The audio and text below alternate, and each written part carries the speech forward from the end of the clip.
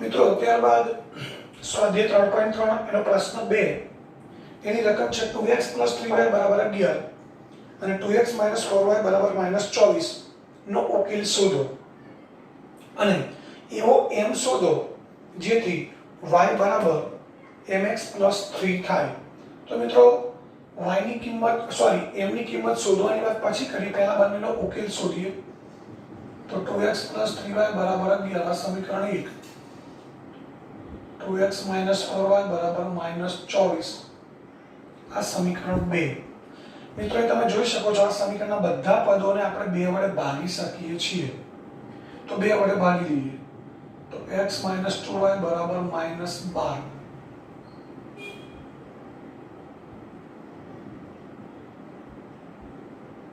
બંને બાજુ 2 વડે ભાગતા આને નંબર 2 આપીએ।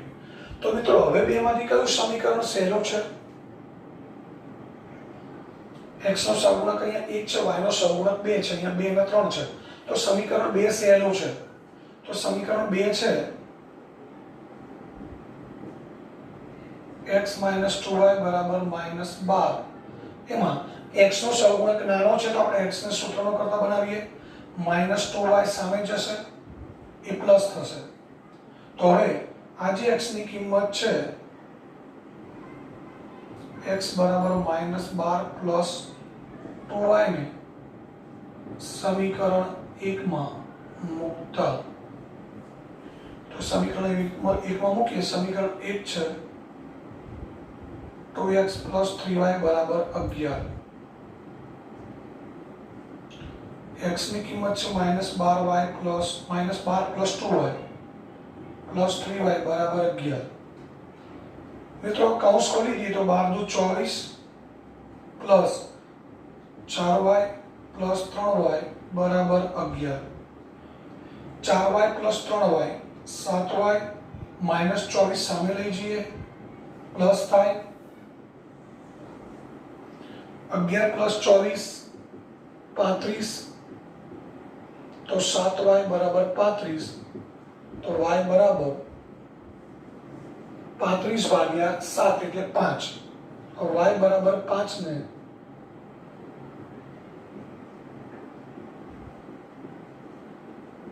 સમીકરણ 1 માં મૂકતા, મિત્રો સમીકરણ 1 કે 2 ગમે ત્યાં મૂકીએ તો પણ ચાલે।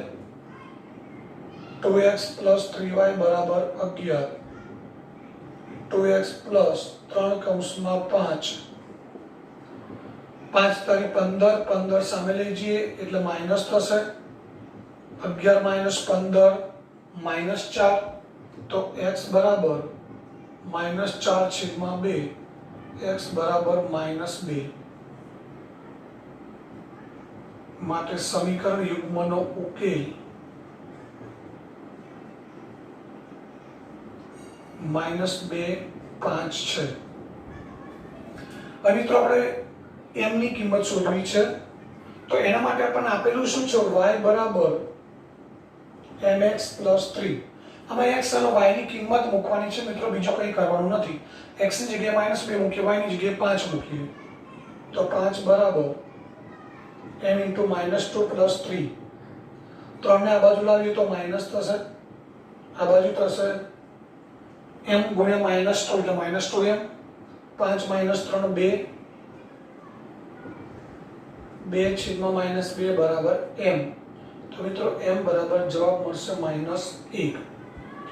તો આ રીતે x અને y ની કિંમત મળે એટલે કે સમીકરણનો ઉકેલ મળે એટલે એ ઉકેલની કિંમત આપણે આ પરિણામમાં મૂકીએ એટલે આપણને m ની કિંમત મળી જાય।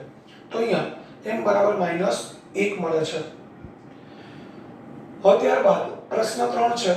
મિત્રો પ્રશ્ન 3 છે એની અંદર કેટલાક કોયડાઓ છે અને એ કોયડાઓ છે એની પરથી આપણે દ્વિચલ સ્વરૂપ સમીકરણ યુગ્મ આવા 2 સમીકરણ બનાવવાના છે અને એ સમીકરણ બનાવ્યા બાદ એનો આપણે આદેશ રીતે ઉકેલ શોધી અને એ કોયડાઓમાં જે કિંમત શોધવાની છે એ કિંમત આપણે શોધી કાઢવાની છે। તો પ્રશ્ન 3 જોઈએ।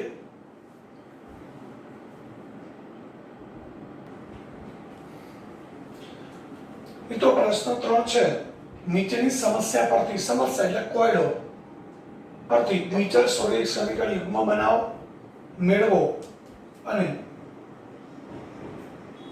તેમનો ઉકેલ આદેશની રીતે શોધો. મિત્રો પહેલો કોયડો છે, બે સંખ્યાઓનો તફાવત 26 છે. બે સંખ્યાઓનો તફાવત એટલે બાદબાકી. મોટી સંખ્યામાંથી નાની સંખ્યા બાદ કરો એને તફાવત કહેવાય, 26 છે. અને એક સંખ્યા બીજી સંખ્યા કરતા 3 ગણી છે, તો તે બે સંખ્યાઓ શોધો. તો મિત્રો અહીંયા બે સંખ્યાઓ છે, એનો તફાવત 26 છે, એક સંખ્યા મોટી છે અને એક નાની છે. તો આપણે એક સંખ્યાને બીજી સંખ્યા પર ધારી શકીએ, મોટી સંખ્યા અને નાની સંખ્યા પણ ધારી શકીએ. તો ધારો કે એક સંખ્યા બરાબર x,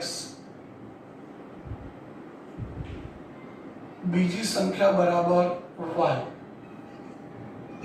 હવે બંનેનો તફાવત છે 26. મિત્રો તફાવત એટલે બાદબાકી. તો x - y બરાબર 26. આ સમીકરણ 1 મળ્યું. હવે બીજું સમીકરણ કેવી રીતે મળે? તો બીજું વિધાન જુઓ, એક સંખ્યા બીજી સંખ્યા કરતા 3 ગણી છે. કઈ સંખ્યા 3 ગણી છે? એક સંખ્યા.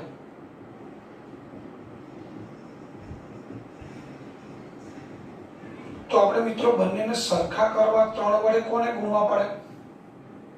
એક સંખ્યા 3 ગણી છે, તો આપણે એક સંખ્યા પહેલી સંખ્યાને 3 વડે નથી ગુણવાના, બંનેને સરખા કરવા છે.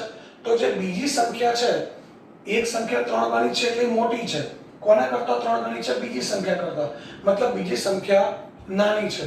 તો આપણે બંનેને સરખા કરવા શું કરવું પડે? જે નાના છે એને ગુણવા પડે, એટલે બીજી સંખ્યાને ગુણવા પડે.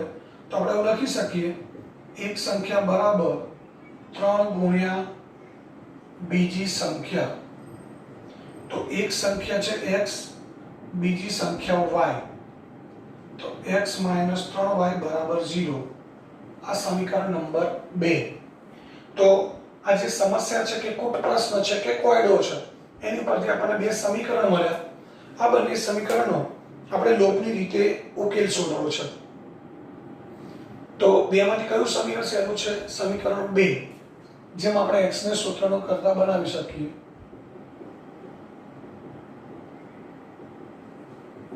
માટે x બરાબર 3y. x બરાબર 3y ને સમીકરણ 1 માં મૂકતા, સમીકરણ 1 માં મૂકી દઈએ તો સમીકરણ 1 શું છે? x - y બરાબર 26. x ની જગ્યાએ શું મૂકવાનું છે? 3y. 3y - y બરાબર 26. 2y બરાબર 24, તો y બરાબર 13. આ y બરાબર 13 મળે. y બરાબર 13 સમીકરણ 1 અથવા 2 ગમે ત્યાં મૂકી દઈએ. y બરાબર 13 ને સમીકરણ 1 માં મૂકતા, તો x - y બરાબર 26, y ની જગ્યાએ મૂકી દઈએ મિત્રો આપણે 13. x - 13 બરાબર 26, તો x બરાબર 26 + 13, x બરાબર 39. તો મિત્રો આનો અર્થ એ થાય કે આપણે x કોના માટે ધારેલો છે? એક સંખ્યા. તો માટે એક સંખ્યા બરાબર 39 અને બીજી સંખ્યા બરાબર 13. તો તમે જોઈ શકો છો આ બંનેનો તફાવત 26 છે અને એક સંખ્યા બીજી સંખ્યા કરતા 3 ગણી છે. 13 ના 3 ગણા મિત્રો 39 થાય. તો એક સંખ્યા બીજી સંખ્યા કરતા 3 ગણી છે. તો આ રીતે આ જે કુટ પ્રશ્ન છે એના વિધાનો છે. પહેલું વિધાન છે બે સંખ્યાઓનો તફાવત 26 છે. તો મિત્રો આપણને એ ખબર પડી છે કે અહીંયા કયા બે ચલ છે જેના માટે આપણે x અને y ધારવાનો છે? તો બે સંખ્યાઓ, એમાં આપણે એક સંખ્યા લીધી x, બીજી સંખ્યા y. કદાચ પહેલા વિધાન ઉપરથી ખબર ના પડે તો રકમ થોડી આગળ વાંચીએ એટલે આપણને ખબર પડે કે આપણે કોના માટે x અને y ધારવાના છે. તો બે સંખ્યાઓ છે, તો એક સંખ્યા આપણે x લીધી, બીજી સંખ્યા y. એમનો તફાવત એટલે બાદબાકી 26 છે. તો x - y બરાબર 26. બીજું વિધાન છે એક સંખ્યા બીજી સંખ્યા કરતા 3 ગણી છે. મિત્રો એક સંખ્યા 3 ગણી છે કોના કરતા? બીજી સંખ્યા કરતા. તો આપણે બંનેને સરખા કરવા કોને ગુણવા પડે? જે નાની હોય એને. તો બીજી સંખ્યા નાની છે, તો આપણે બીજી સંખ્યાને 3 વડે ગુણી દીધા. એટલે આ બંને હવે સરખા થઈ ગયા. એટલે એની પરથી સમીકરણ બની ગયું x બરાબર 3y. અને ત્યારબાદ આપણે સમીકરણને આ રીતે ઉકેલી શકીએ. હવે ત્યારબાદ એમાં પ્રશ્ન 2 જોઈએ. હવે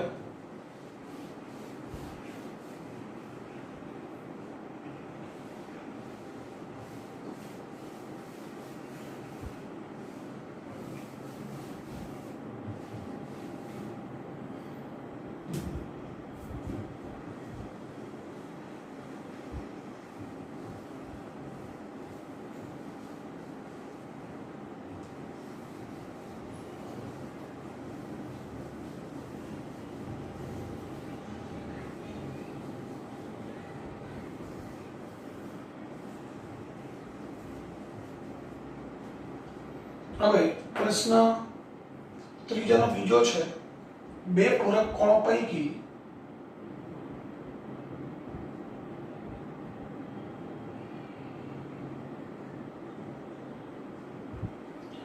મોટો ખૂણો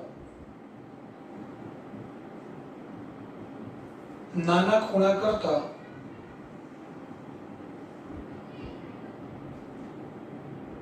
18 મોટો હોય તો 18 અંશ મોટો હોય તો તે પૂરક કોણ શોધો.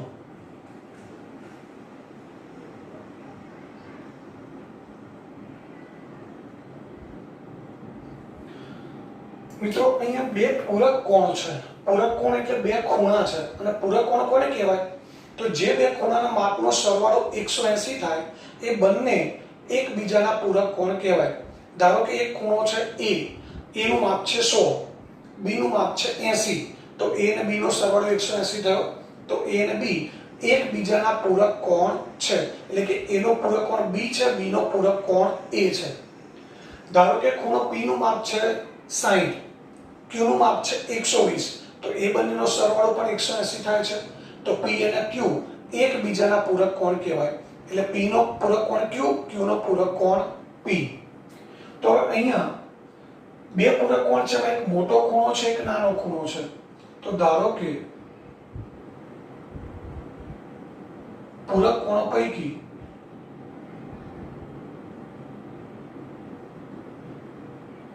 મોટા ખૂણાનું માપ x છે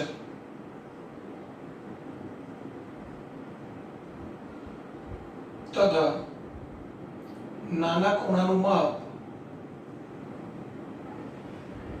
y છે. મિત્રો અહીંયા આપણે એવું કીધું છે મોટો ખૂણો નાના ખૂણા કરતા 18 મોટો છે. મોટો ખૂણો નામ જ મોટો એટલે મોટો જ હોય, એ તો ખબર છે. પરંતુ કેટલો મોટો છે? 18 જેટલો. તો એનો અર્થ એ થયો કે આપણે બંને ખૂણા સરખા કરવા હોય તો શું કરવું પડે? જે નાનો છે કયો છે? y. કેટલો નાનો છે?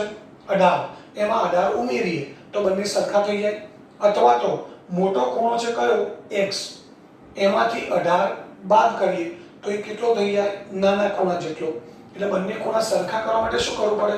નાના ખૂણામાં જેટલો નાનો છે એટલા ઉમેરવા પડે, અથવા તો મોટા ખૂણામાંથી એ જેટલો મોટો છે એટલા બાદ કરવા પડે, તો બંને સરખા થાય.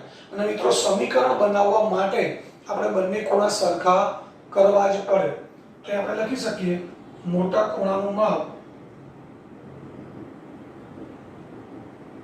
બરાબર નાના ખૂણાનું માપ પ્લસ 18. મિત્રો મોટા ખૂણાનું માપ છે x, નાના ખૂણાનું માપ y અને પ્લસ 18. તો y આપણે ડાબી બાજુએ લાવીએ તો x - y બરાબર 18. આ સમીકરણ 1 બન્યું. મિત્રો અહીંયા રકમ તો પૂરી થઈ ગઈ. બીજું સમીકરણ કેવી રીતે બને?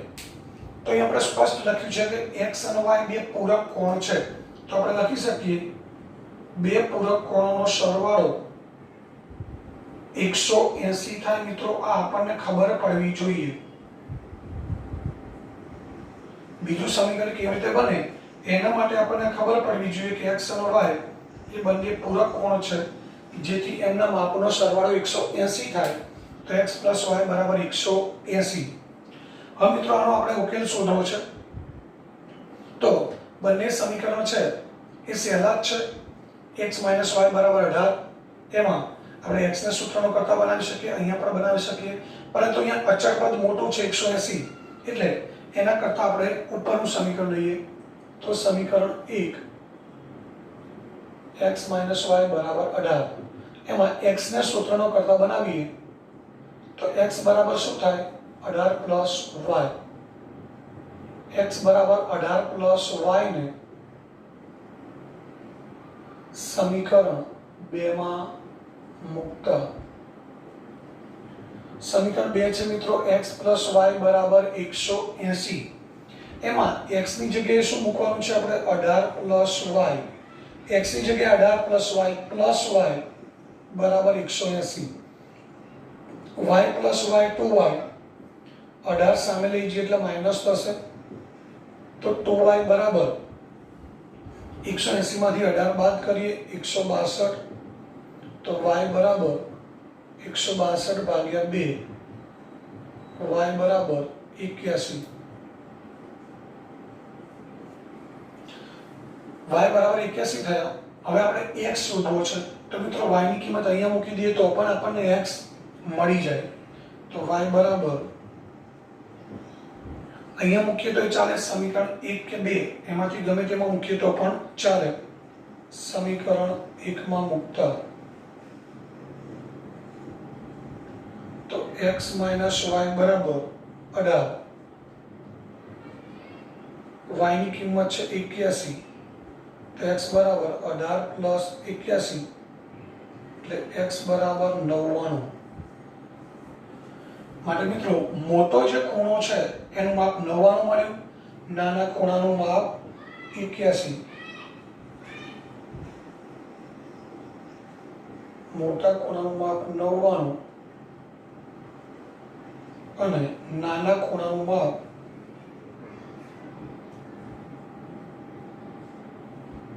81 છે.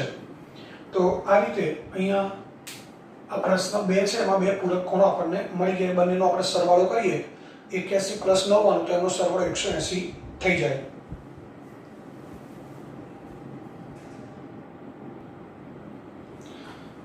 મિત્રો હવે પ્રશ્ન 3 છે. ક્રિકેટ ટીમના કોચે 7 બેટ અને 6 દડાઓ રૂપિયા 3800 માં ખરીદ્યા.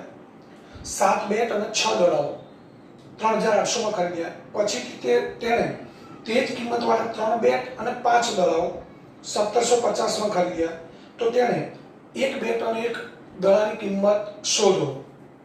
તો મિત્રો અહીંયા આપણે એ વિચારવાનું કે આ કોટ પ્રશ્ન છે, આ રકમ છે, એની અંદર આપણે જેના માટે x અને y ધારવાનું છે એ કોના માટે ધારીશું?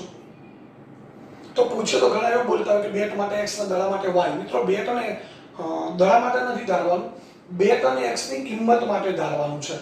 તો અહીં આપણે લખી દઈએ એક બેટની કિંમત, ધારો કે એક બેટની કિંમત બરાબર રૂપિયા x અને એક દડાની કિંમત બરાબર રૂપિયા y. હવે 7 બેટ અને 6 દડાઓ,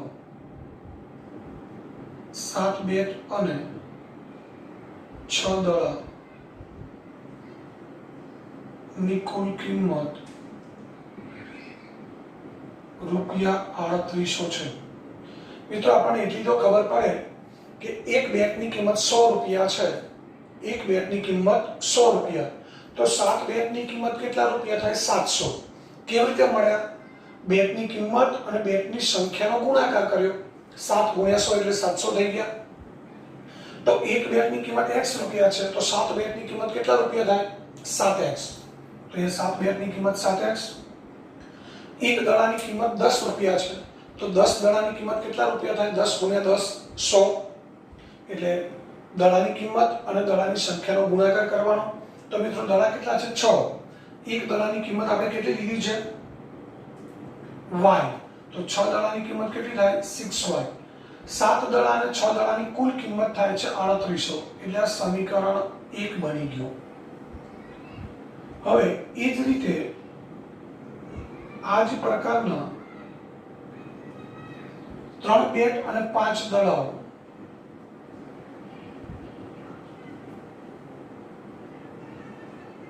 કુલ કિંમત રૂપિયા 1750 છે. તો મિત્રો 3 બેટની કિંમત, અહીંયા કેટલા બેટ છે? 3. 3 બેટની કિંમત 3x, દડા કેટલા છે? 5. 5 દડાની કિંમત 5y બરાબર 1750. આ સમીકરણ નંબર 2 થયું. તો મિત્રો હવે આ બંને સમીકરણો આપણે લોપની આદેશની રીતે ઉકેલ શોધવો છે. તો બેમાંથી સહેલું કયું સમીકરણ છે?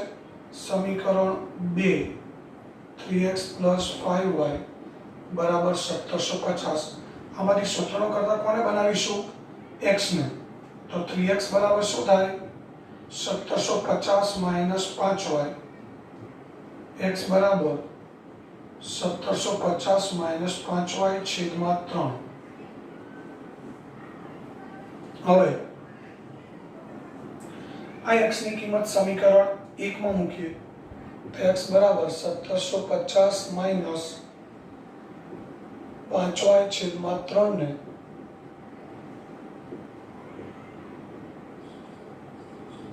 સમીકરણ 1 માં મૂકતા સમીકરણ 1 છે 7x + 6y બરાબર 3800. હવે અહીં આપણે x ની કિંમત મૂકવાની છે 1750 - 5y છેદમાં 3 + 6y બરાબર 3800. હવે શું થશે? x ની કિંમત મૂકી દીધી 1750 - 5y છેદમાં 3. તો 7 વડે આ બંનેનો ગુણાકાર કરીશું મિત્રો. 3 એમ રહેશે.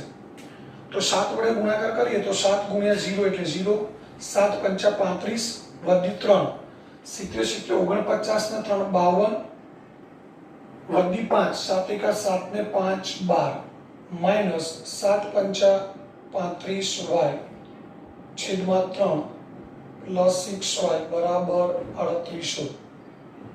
હવે 3 લસા લઈએ. 3 લસા લઈએ તો બધાને 3 વડે ગુણી દઈએ. તો અહીં આને 3 વડે ગુણીશું એટલે આ છેદના 3 ઉડી જશે. અહીંયા 6 × 18 થશે અને અહીંયા 3 વડે ગુણાકાર કરવાનો. મિત્રો હવે અહીંયા 3 છે છેદમાં, તો 3 લસા વડે બધાને ગુણી દઈએ. તો અહીંયા 3 વડે ગુણીશું એટલે 3 3 ઉડી જશે. અહીંયા 6 × 18 થશે, અહીંયા પણ 3 વડે ગુણવા પડશે. તો 12250 - 35y + 6 × 18y.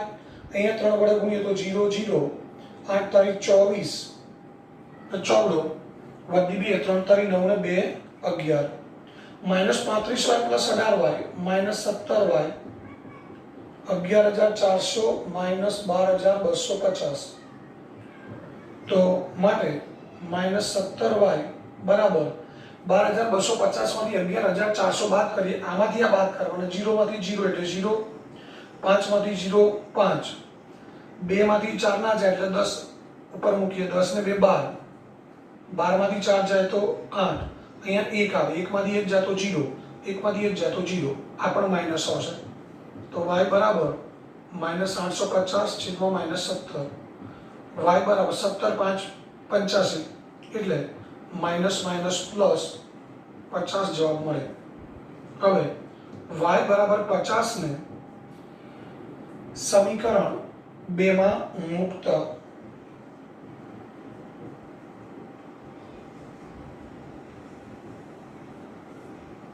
તો સમીકરણ 2 છે 3x + 5y. y ની કિંમત છે 50 બરાબર 1750.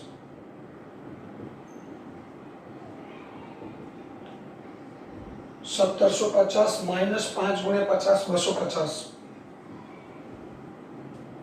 મિત્રો 1750 માંથી 250 બાદ કરીએ એટલે 1500 વધે. x બરાબર 1500 છેદમાં 3, x બરાબર 500. તો માટે આપણે લખી શકીએ અહીંયા એક બેટની કિંમત ₹500 અને એક દડાની કિંમત ₹50 છે. એક બેગની કિંમત 500 અને એક દડાની કિંમત ₹50 છે. હવે ત્યારબાદ પ્રશ્ન નંબર 4 જોઈએ.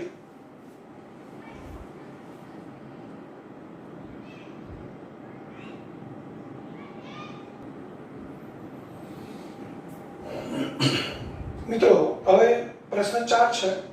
એક શહેરમાં ટેક્સીનું ભાડું નિશ્ચિત ભાડા અને અંતરના પ્રમાણમાં સંયુક્ત રીતે લેવાય છે. મિત્રો ટેક્સીમાં કે રિક્ષામાં બેસીએ જે મીટરથી ભાડું લેતા હોય છે, આપણે તો અહીંયા બધા શટલિયા ચાલે છે એટલે એમાં ફિક્સ ભાડું હોય છે કે ભાઈ રબારની કોલોથી નીચે 4 રસ્તા ₹10. પણ એની વાત નથી કે જ્યાં મીટર ઉપર ચાલે છે, ટેક્સી છે કે રિક્ષાઓ મીટરથી ચાલતી હોય, તો ત્યાં આવું હોય કે ભાડું છે એ અમુક કિલોમીટરનું નિશ્ચિત હોય. કે ધારો કે 2 કિલોમીટર છે તો 2 કિલોમીટરનું ભાડું ₹20 ફિક્સ જ હોય. એ 2 કિલોમીટર સુધી તમે જાઓ કે 1 કિલોમીટર જઈને ઉતરી જાઓ, અડધો કિલોમીટર જઈને ઉતરો, પણ એ મિનિમમ ભાડું જે ₹20 છે એ તમારે ચૂકવવું પડે. ત્યારબાદ 2 કિલોમીટરથી જે વધારાના કિલોમીટર જઈએ એનું કિલોમીટર દીઠ ભાડું જે હોય, ધારો કે 1 કિલોમીટરનું ₹10 વધે છે તો 3 કિલોમીટરનું ભાડું ₹30 થાય. પહેલા 2 કિલોમીટરના ₹20, પછી 1 કિલોમીટરનું ₹10. ધારો કે 1 કિલોમીટરના ₹5 વધતા હોય તો પહેલા 2 કિલોમીટરના ₹20 અને ત્રીજો 1 કિલોમીટર જે વધ્યું એના ₹5 એ ₹25 ભાડું થાય. એટલે આ રીતે એક શહેરમાં ટેક્સીનું ભાડું છે એ નિશ્ચિત ભાડું અને કિલોમીટર દીઠ જે ભાડું હોય એના સંયુક્ત પ્રમાણમાં લેવાય છે. એટલે અહીંયા ભાડામાં બે પ્રકારનું ભાડું છે, એક નિશ્ચિત ભાડું અને બીજું કિલોમીટર દીઠ ભાડું. હવે કોઈ વ્યક્તિ 10 કિલોમીટરની મુસાફરી કરે તો એને ₹105 ચૂકવવા પડે. 15 કિલોમીટરની મુસાફરી માટે ₹155ની ચૂકવણી કરવી પડે. તો નિશ્ચિત ભાડું કેટલું અને પ્રતિ કિલોમીટરના દરે કેટલી કિંમત ચૂકવવી પડે. સાથે સાથે મુસાફરે 25 કિલોમીટરની મુસાફરી માટે કેટલું ભાડું ચૂકવવું પડે. તો મિત્રો અહીંયા આપણે બે પ્રકારનું ભાડું ધારી લઈએ. ધારો કે નિશ્ચિત ભાડું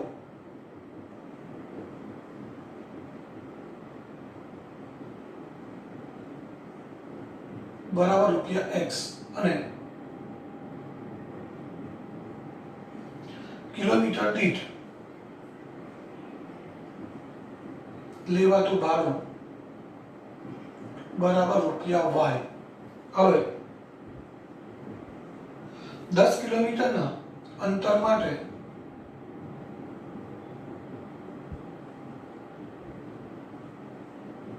કુલ ભાડું ₹105 છે. તો મિત્રો 105 એટલે 1 કિલોમીટર દીઠ એટલે શું? 1 કિલોમીટરનું ભાડું. 1 કિલોમીટરનું ભાડું કેટલું? Y. તો 10 કિલોમીટરનું કેટલું થાય? 10Y. તો હવે 10 કિલોમીટરની મુસાફરી માટે મુસાફરે કેટલા રૂપિયા ચૂકવવા પડે છે? 105. પરંતુ આ 105 ની અંદર બંને પ્રકારનું ભાડું આવી જાય છે. Y કિલોમીટરના 10Y અને નિશ્ચિત ભાડું X. એ બંને થઈ અને કુલ ભાડું થાય છે ₹105. મિત્રો સમજો ખાસ, કિલોમીટર દીઠ લેવાતું ભાડું છે Y, એટલે 1 કિલોમીટરના Y રૂપિયા, તો 10 કિલોમીટરના 10Y અને પ્લસ બીજું નિશ્ચિત ભાડું છે, તો એ નિશ્ચિત ભાડું છે X. એ બંનેનું કુલ ભાડું છે 105. તો આપણે લખી શકીએ X + 10Y = 105. આ સમીકરણ 1. એ જ રીતે 15 કિલોમીટરના અંતર માટે કુલ ભાડું ₹155 છે. તો ઉપરની જેમ નિશ્ચિત ભાડું છે તો નિશ્ચિત જ છે, નામ છે નિશ્ચિત એટલે ચોક્કસ જ છે X. 1 કિલોમીટરનું Y તો 15 કિલોમીટરના 15Y = 155. આ સમીકરણ 2. તો મિત્રો આ બંને સમીકરણ આપણે લોપની રીતે ઉકેલવા છે. તો સમીકરણ 1 X + 10Y = 105. તો આમાં આપણે X ને સૂત્રનો કરતા બનાવી દીધો. X = 105 - 10Y. હવે X = 105 - 10Y ને સમીકરણ 2 માં મૂકતા તો તો સમીકરણ 2 છે x + 15y બરાબર 155. x ની જગ્યાએ મૂકવાના છે આપણે 105 -5 -10y + 15y બરાબર 155. મિત્રો x ની કિંમત છે 105 - 10y અહીંયાથી મળી આપણને. એ આપણે સમીકરણ 2 માં મૂકીએ તો સમીકરણ 2 માં x ની જગ્યાએ 105 - 10y + 15y તો છે જ બરાબર 155 - 10y + 15y 5y 155 - 105 155 - 105 એટલે 50 તો y બરાબર 10. y બરાબર 10 ને સમીકરણ 1 માં મૂકતા તો y બરાબર 10 ને સમીકરણ 1 માં મૂકીએ x + 10y બરાબર 105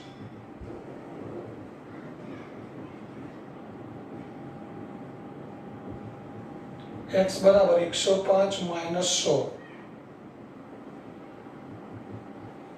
x બરાબર 5. તો x મિત્રો આપણે કોના માટે ધારેલું છે? નિશ્ચિત ભાડું માટે નિશ્ચિત ભાડું બરાબર ₹5 અને કિલોમીટર દીઠ ભાડું બરાબર ₹10 છે. તો આ રીતે આ કોયડાની મદદથી આપણે બે સમીકરણ બનાવ્યા અને ત્યારબાદ એનો આપણે આ રીતે ઉકેલ શોધીએ એટલે નિશ્ચિત ભાડું અને કિલોમીટર દીઠ ભાડું આપણને મળી જાય. હવે ત્યારબાદનો પ્રશ્ન જોઈએ.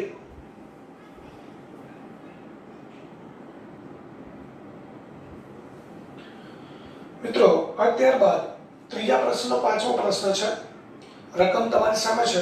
એક અપૂર્ણાંકના અંશ અને છેદ બંનેમાં 2 ઉમેરતા તે 9/11 બને છે. એક અપૂર્ણાંક છે.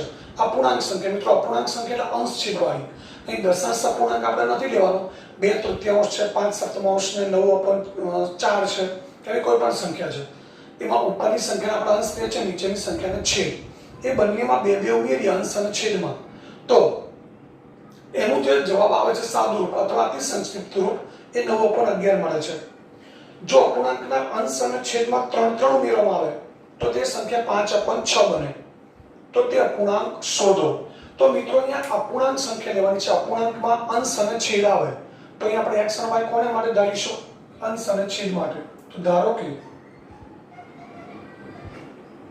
અપૂર્ણાંકનો અંશ બરાબર x અને અપૂર્ણાંકનો છેદ બરાબર y. મિત્રો અહીંયા અપૂર્ણાંકનો અંશ અને છેદ આપણે ધારીએ એટલે એની ઉપરથી આપણે મૂળ અપૂર્ણાંક સૌથી પહેલા લખવો પડે. જેમ આપણે અંશને ઉપર મૂકીએ છીએ, છેદને નીચે મૂકીએ છીએ. આ મૂળ અપૂર્ણાંક થયો. હવે અંશ અને છેદમાં 2 ઉમેરતા નવો અપૂર્ણાંક કયો બનશે મિત્રો? x અને y છે, બંનેમાં 2 ઉમેરીએ તો x + 2/y + 2 બને. અને આ નવો અપૂર્ણાંક છે એની કિંમત શું આપણને આપેલી છે? 9/11. તો માટે આપણે લખી શકીએ x/2 પ્લસ છેદમાં y/2 બરાબર 9/11. મિત્રો હવે આની પરથી આપણે સમીકરણ બનાવીએ, ચોકડી ગુણાકાર કરીએ તો 11 એકા 11x પ્લસ 11 દુ 22 બરાબર 9y પ્લસ 18. 9y અને 18 બાજુ 9y બાજુ લાવીએ, 22 સામે લીજીએ. 11x માઇનસ 9y બરાબર 18 માઇનસ 22. તો 11x માઇનસ 9y બરાબર -4. આ સમીકરણ 1 થયું. હવે એ જ રીતે અંશ અને છેદમાં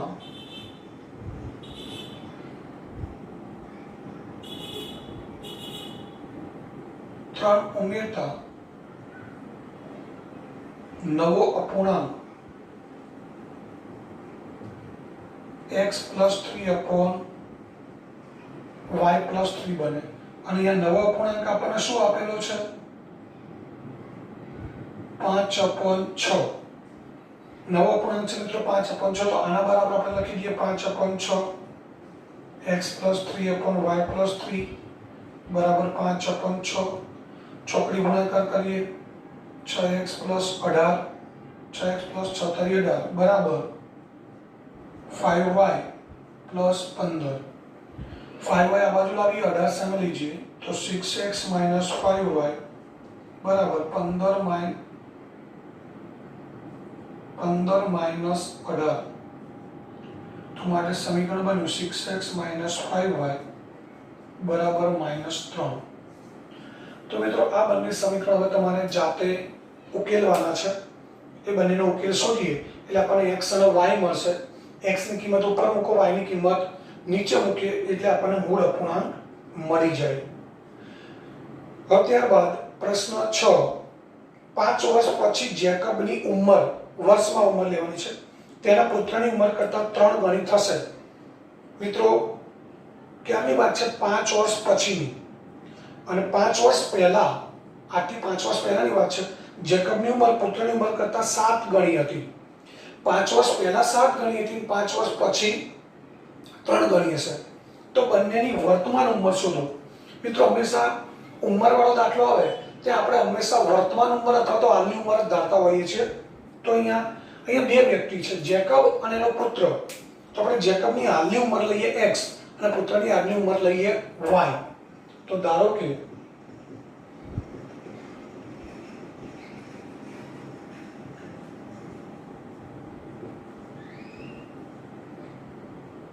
જેકબની હાલની ઉંમર બરાબર x અને જેકબના પુત્રની હાલની ઉંમર બરાબર y વર્ષ. મિત્રો અહીંયા આપણને સરખામણી કરી છે 5 વર્ષ પછીની અને 5 વર્ષ પહેલાની. પણ ધારીએ ત્યારે હંમેશા હાલની ઉંમર ધારવી પડે. હવે હાલની ઉંમર પરથી પહેલા આપણને 5 વર્ષ પછીની ઉંમરની વાત કરી છે, તો 5 વર્ષ પછીની બંનેની ઉંમર શોધવી પડે. મિત્રો 5 વર્ષ પછી જેકબની ઉંમર કેટલી થાય? અત્યારે હાલ આપણી ઉંમર 10-25 હોય તો 5 વર્ષ પછી કેટલી હોય? 30. અત્યારે કોઈકની ઉંમર 10 હોય તો 5 વર્ષ પછી કેટલી હોય? 15. તો 5 વર્ષ પછી જેકબની ઉંમર કેટલી હશે? x + 5 વર્ષ. અને જેકબના પુત્રની ઉંમર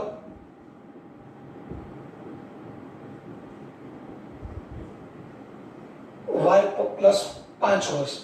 હવે જેકબની ઉંમર કેટલી છે? એના પુત્ર કરતા 3 ગણી. 5 વર્ષ પછી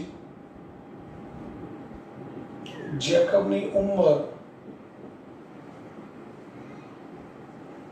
પુત્રની ઉંમર કરતા 3 ગણી હશે. મિત્રો અહીંયા ઉંમર કોની 3 ગણી છે? જેકબની. તો આપણે સરખા કરવા કોને ગુણવા પડે? સિમ્પલ વસ્તુ છે. જેકબની ઉંમર વધુ હોય અને પુત્રની ઉંમર ઓછી હોય તો બંને આપણે સરખા કરવા પુત્રની ઉંમરને 3 વડે ગુણવા પડે. તો જેકબની ઉંમર બરાબર 3 ગુણ્યા પુત્રની ઉંમર. જેકબની ઉંમર છે x + 5, 3 ગુણ્યા y + 5. x + 5 બરાબર 3y + 15. 3y ડાબી બાજુ લાવીએ, 5 સામે લઈ જઈએ તો માટે x - 3y બરાબર 10. આ સમીકરણ 1 થયું.